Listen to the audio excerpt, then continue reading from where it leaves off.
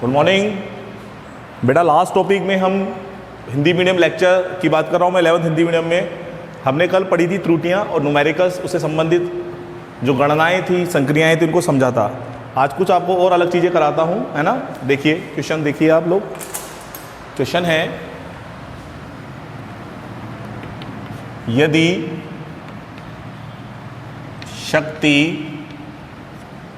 शक्ति P बराबर b minus x square upon 80 द्वारा दी जाती है, यदि शक्ति P बराबर b minus x square upon 80 द्वारा दी जाती है, तो नियतांक a, b के विमीय समीकरण ज्ञात कीजिए। यदि शक्ति P बराबर b minus x square upon 80 द्वारा दी जाती है, तो नियतांक a और b के विमीय समीकरण हमें ज्ञात करने हैं। बच्चों, इससे पहले मैंने आपको कई तरह के सवाल किए, आप लोगों ने संपन्न भी किए सवालों का, सॉल्यूशन भी लिए, आप लोगों ने करे भी हैं सवाल। लेकिन ये थोड़ा एक अलग तरह का मैटर का सवाल है बेटा, अलग तरह का पैटर्न का सवाल है। इसे हमें सीखना होगा। आपको किस तरह से सीखना है, देखो बच्चों। सॉल्यूशन बेटा, अब आपको दिया हुआ है कि P is equal to b minus x square. P जो है पावर बोलेंगे इसको, शक्ति होती है ना। अब एक बार बताइए, विमीय समांगता का सिद्धांत, विमीय समांगता का सिद्धांत, अगर मैं विमीय समांगता का सिद्धांत का मैं लूं, तो विमीय समांगता के सिद्धांत के अनुसार हमने क्या देखा था, बताया है मैंने आपको। अच्छा एक बात बताइए बेटा, कि मेरे पास 10 सेकंड है और यहाँ है 10 मीटर। क्या मैं 10 सेकंड में 10 मीटर का एडिशन कर सकता हूँ? क्या 10 सेकंड और 10 मीटर आपस में जुड़ सकता है? क्या रिजल्ट आने वाला है जुड़ करके बताओ? क्या रिजल्ट आएगा जुड़ के? कुछ भी रिजल्ट नहीं आएगा, नो रिजल्ट। अगर मैं 10 सेकंड में से लेस करूं 5 सेकंड को, तो रिजल्ट आ सकता है 5 सेकंड, आ सकता है। तो कहने का मतलब है क्या बच्चों? मतलब ये है कि विमीय समांगता का सिद्धांत ये बोलता है कि हम समान राशियों को आपस में जोड़ सकते हैं और आपस में घटा सकते हैं। जैसे b में से एक्स स्क्वायर घट रहा है, इसका मतलब जो b है इसकी विमीय समीकरण x के बराबर होनी चाहिए, b बराबर एक्स स्क्वायर। तो b का जो विमीय समीकरण है वो क्या होना चाहिए? L2। b का विमीय समीकरण क्या होना चाहिए? L2, क्योंकि x क्या है यहाँ पे? x जो है बच्चों वो है विस्थापन, x है डिस्प्लेसमेंट, ठीक है। अच्छा, अब आपने b का विमीय समीकरण निकाल लिया है, क्योंकि देखो लंबाई में से लंबाई को घटाएंगे तो डेफिनेट बात है लंबाई ही रिजल्ट आएगी। 100 रुपये में से 50 रुपये घटाओ, 50 रुपये। मुद्रा में से मुद्रा घटा रहे हो तो मुद्रा ही आएगी। समय में से समय को घटाओगे, समय ही आएगा। लंबाई में से लंबाई को घटाओगे, लंबाई ही आएगी। आई बात समझ में? कोण में से कोण को घटाओगे, कोण ही आएगा। ताप में से ताप को घटाओगे, ताप ही आएगा। समान राशियों को घटाने पर प्राप्त राशि भी वही होती है जो कि आपने घटाई है। एक्स विस्थापन हो गया। अब यहाँ हम देखते हैं P बराबर L स्क्वायर अपॉन 80, P बराबर L स्क्वायर अपॉन 80, इसलिए A बराबर L square upon P into में T, A बराबर L square upon P into में T। शक्ति बराबर कार्य बटे समय, कार्य m1 L2 t-2, समय t1 m1 L2 t-3, ये हो गई। कार्य शक्ति बराबर कार्य बटे समय होता है बच्चों। तो विमीय समीकरण निकाली तो ये आ गई मेरे सामने। अब इन विमीय समीकरणों को मैं यहाँ प्रतिस्थापित करूँ, क्योंकि यहाँ देखो मैंने L स्क्वायर ले लिया इसको निकालने के बाद, ये 80 आ गया, तो A का आ गया आपके सामने ये। तो A बराबर बच्चों क्या आएगा? L स्क्वायर अपॉन P की क्या आई है? m1 L2 t-3 इंटू में समय की क्या जाएगी T1।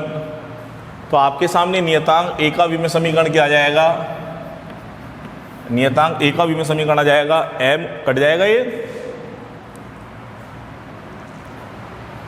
m1 L2 t-2 ठीक है। तो यहाँ पे अपना विमेय समीकरण क्या आ जाएगा m1 L2 कट गया m1 L0 ये माइनस का 2 हुआ ऊपर जाके हो जाएगा +2। ये विमेय समीकरण आ जाए। तो आपके पास में नियतांक ए व बी के विमेय समीकरण जो है वो क्या आ गए, ए का तो वो रहा, बी का ये रहा। बेटा नोट कर लीजिए आप इसे।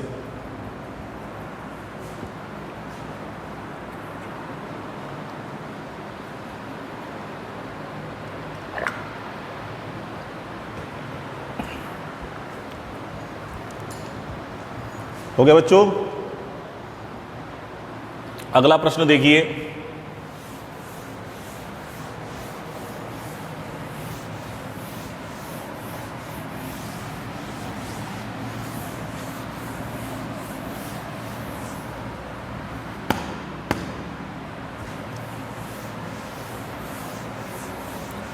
अलग तरीके का सवाल था ये, है ना।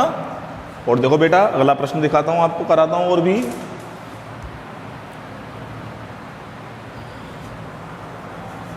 नेक्स्ट क्वेश्चन, यदि किसी तरंग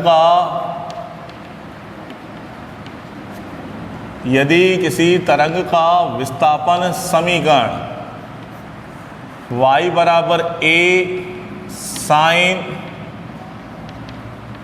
AT minus BX plus C द्वारा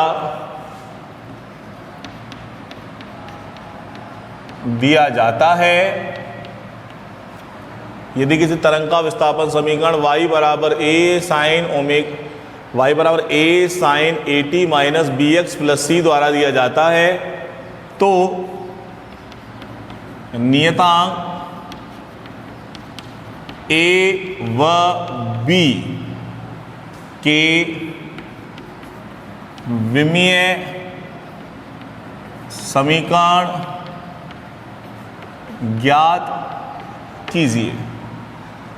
तो नियतांक A और B का विमीय समीकरण ज्ञात कीजिए। कैसे करेंगे बेटा इसको, देखिए सॉल्यूशन। हमें दिया हुआ है y बराबर a sine AT minus BX plus, ये एक ट्रिग्नोमेट्रिक फंक्शन है जिसका वजूद थीटा से है। ये थीटा एंगल की तरह बिहेव कर रहा है। AT minus BX plus C ये व्यवहार कर रहा है कोण थीटा की तरह। पूरा का पूरा जो पोर्शन है, पूरा का पूरा ये भाग है, वो व्यवहार कर रहा है कोण थीटा की तरह। क्योंकि जितने भी त्रिकोणमितीय फलन हैं, साइन, कॉस, टेन, कोसेक, सेक जो भी हैं बच्चों, उनका वजूद जो होता है वो बिना कोण के नहीं होता है। तो ये आपका थीटा एंगल हो गया।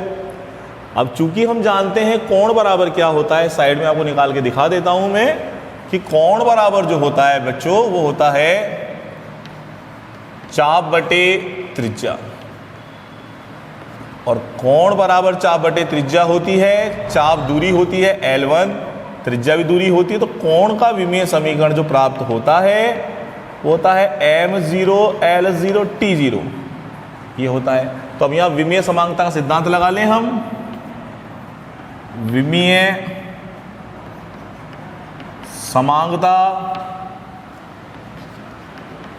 सिद्धांत अनुसार AT बराबर m0 L0 T0, इसलिए नियतांक A की क्या हो जाएगी m0 L0 T0 upon T। T यहाँ समय है, m0 L0 T0 अपॉन समय की क्या हो जाएगी बच्चों T1। तो अगर मैं भौतिक राशि का देखूं, नियतांक A का विमीय समीकरण देखूं, m0 L0 T-1। इसी तरह से BX बराबर m0 L0 tx, इसलिए b बराबर m0 L0 t0 upon x। x यहाँ पर क्या है? विस्थापन दूरी है, तो ये हो जाएगा m0 L0 x की जगह क्या लिख देंगे? दूरी की जगह लिख देंगे हम L1। तो आपके सामने ये वैल्यू आ जाएगी L-1, ये भी आ जाएगा। अब बचा है c का निकाल लेंगे। c का निकाल लेंगे तो c का विमीय समीकरण डायरेक्ट ही आ जाएगा।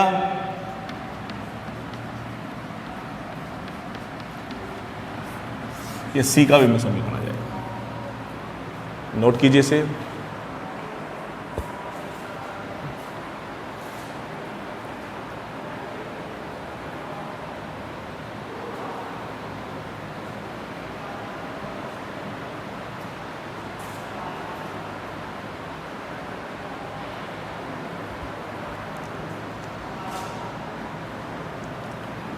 हो गया बेटा? आगे देखिए,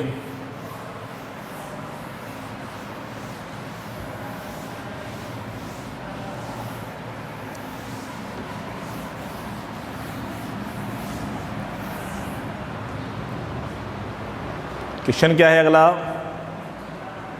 देखिए अगला जो न्यूमेरिकल है वो ये है बेटा, पार्ट 2 के जितने भी अटरम सटरम सवाल हैं, एक्स्ट्रा उल्टे सीधे जो भी, सारे करा रहा हूं मैं, ताकि आप लोगों का बेस फाउंडेशन अच्छा रहे।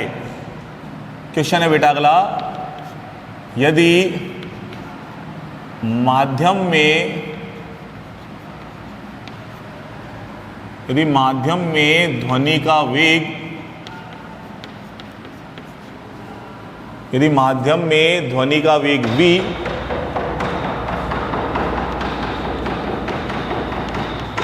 प्रत्यास्थता गुणांक E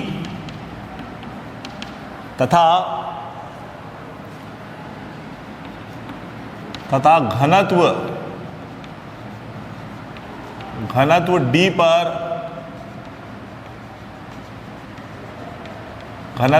पर निर्भर करता है, तो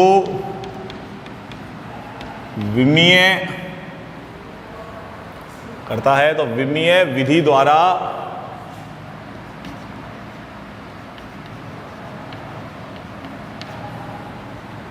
सूत्र की स्थापना कीजिए।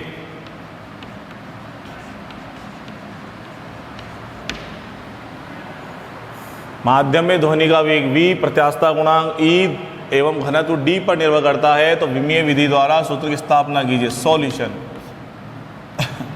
वेग v ये निर्भर कर रहा है प्रत्यास्थता गुणांक E और घनत्व D पर। b जो है वो निर्भर कर रहा है E पर और D पर। तो अपन ने मान लिया, ये पावर a मान ली, ये पावर b मान ली। v बराबर समानुपाती के चिन्ह को हटाना है, एक नियतांक काम में लेना है k e की पावर a एंड d की पावर b। देखो बेटा साइड में निकाल के बता देता हूं। प्रत्यास्थता गुणांक, आप अब इतना याद रखिए, प्रत्यास्थता गुणांक का जो सूत्र होता है वो होता है प्रतिबल बटे क्षेत्रफल, नहीं, प्रतिबल बटे विकृति, प्रतिबल बटे विकृति। तो हो जाएगा m1 L-1 T-2 अपॉन विकृति की कोई विमीय समीकरण नहीं होती। प्रत्यास्थता गुणांक का विमीय समीकरण दाब के इक्वल होता है भाई, दाब के इक्वल होता है m1 L-1 T-2। तो अगर मैं यहां लिखूं इसको, तो इसको मैं कैसे करूंगा? वेग v बराबर k m⁻1 L⁻⁻1 T⁻⁻2 की होल पावर a और घनत्व m1 L-3 की घात b। वेग v is equal to k m की पावर a और m की पावर हो जाएगी a, इसके बाद l टू दी पावर क्या हो जाएगी,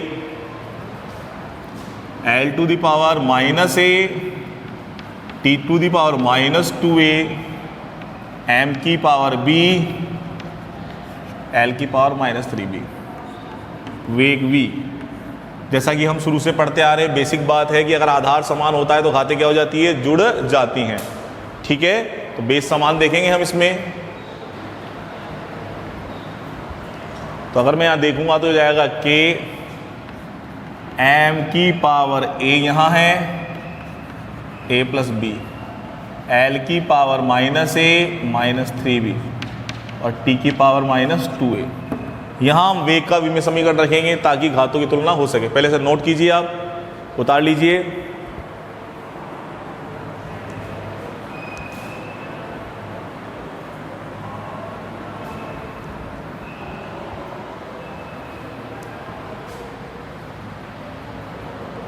हो गया बेटा,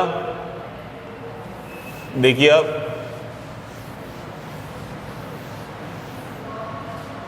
वेग का विमीय समीकरण लिखा, L1 t माइनस 1 is equal to k m to the power a plus b, l की power minus a minus 3b, t की पावर माइनस 2a। घातों की तुलना,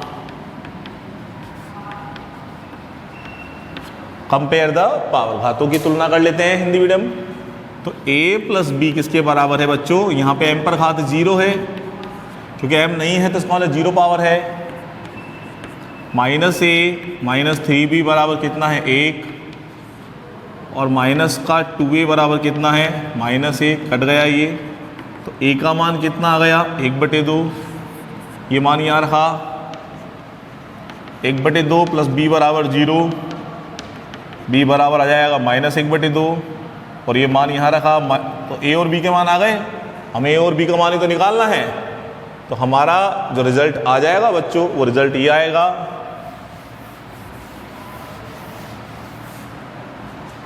रिजल्ट हमारा ये आ जाएगा भाई, v बराबर k e की पावर 1/2, d की पावर माइनस 1/2, e की पावर 1/2, ये नीचे जाएगा तो काय का हो जाएगा बेटा, प्लस का हो जाएगा, और 1/2 जो पावर होती है वो रूट होता है, तो ये हो जाएगा v बराबर। तो ध्वनि में माध्यम का जो वेग है भाई वो दिया जाता है v बराबर √e/d। अगर k का मान 1 हो, यदि मैं इस नियतांक k को 1 मान लूँ तो वेग हो जाएगा √e/d। उतारिए, नोट कर लीजिए बेटा इसे।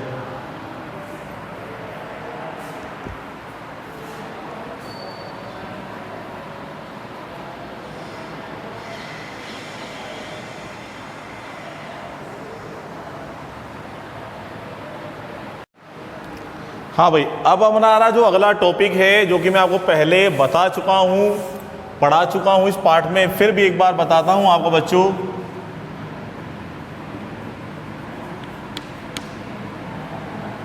अंकों को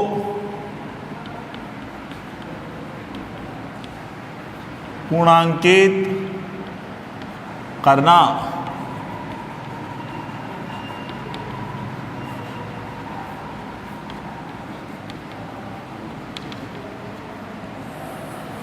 rounding off digits, rounding off digits, ये काफ़ी महत्वपूर्ण बिंदु था दोनों मीडियमों के लिए। नियम तो सेम है, सेम नियम है। क्या होगा इसमें भाई, हम जिस भी डिजिट को, हम जिस भी अंक को राउंडिंग ऑफ करना चाहते हैं, पहला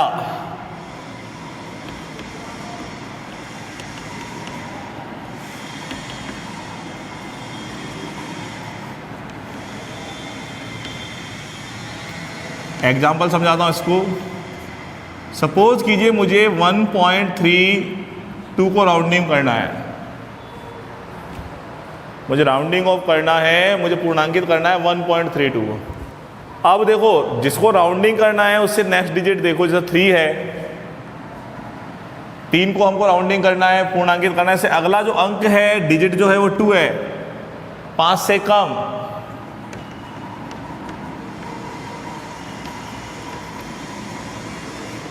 लेस देन 5, लेस देन 5। तो ये जो डिजिट है जिसको हम राउंडिंग करना चाहते हैं उसे अनचेंज रखेंगे, उसमें कोई चेंज नहीं होगा। अगर ये होता तो भी हम इसको ऐसे ही लिखते हैं 6.52।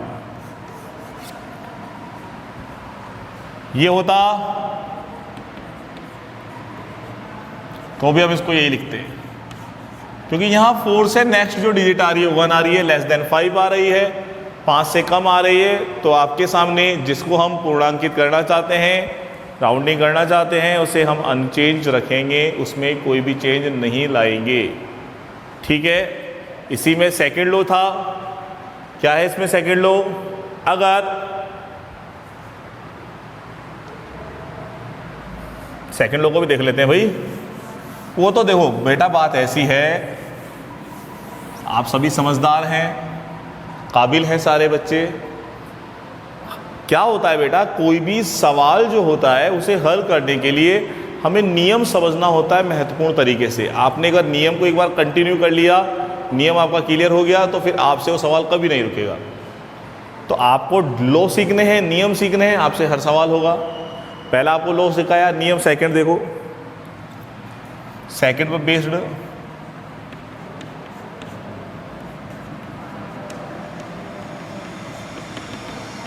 मान लो 7.465, इसे करना है हमें राउंडिंग ऑफ। 4 से नेक्स्ट डिजिट है 6, 5 से ग्रेटर देन,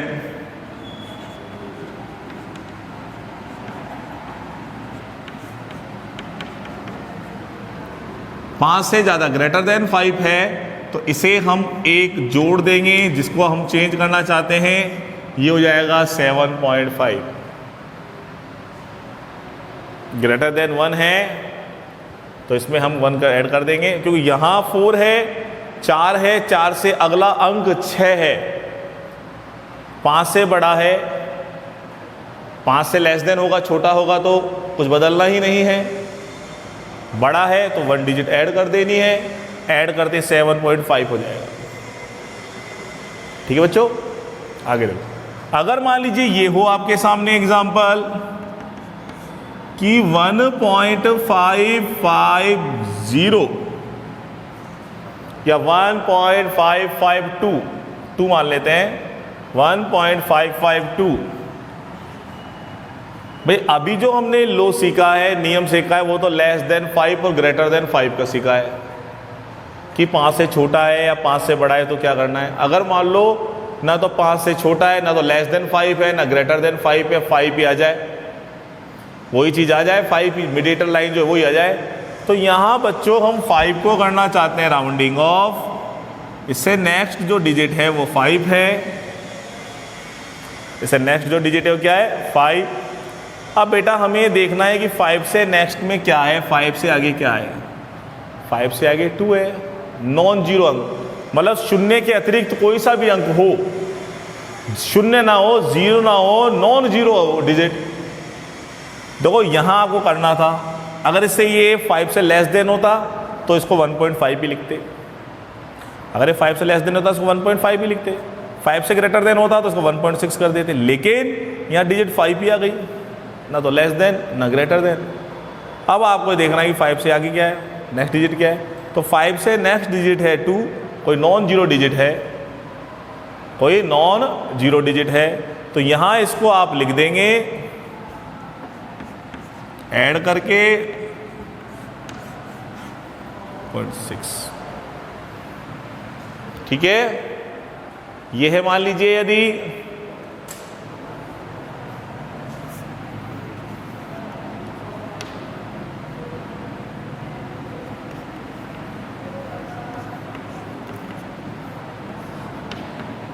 एट आ रहा है, नॉन जीरो है,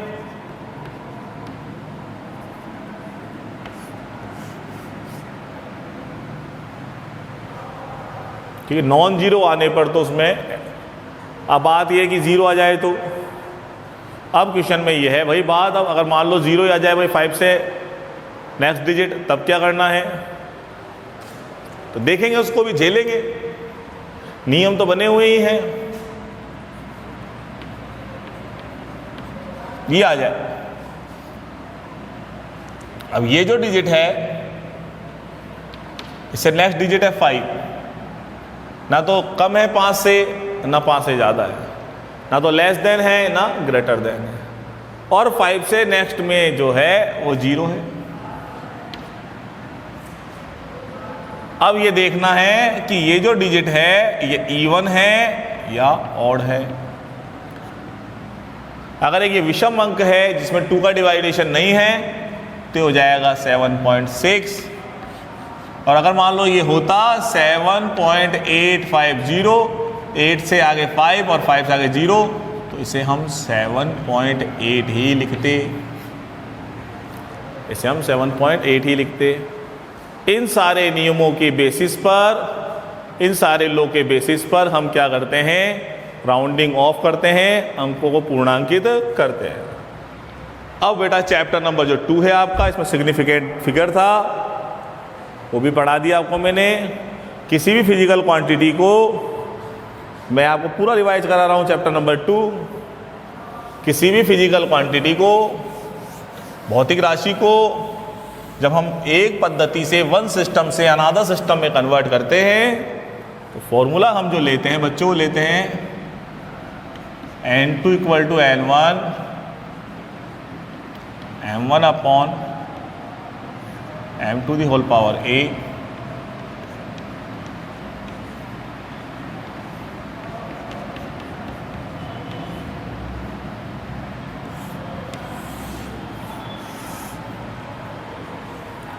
ठीक है। इससे हम करते हैं, जो कि हमने यहाँ देखो रिलेशन निकाला, जैसे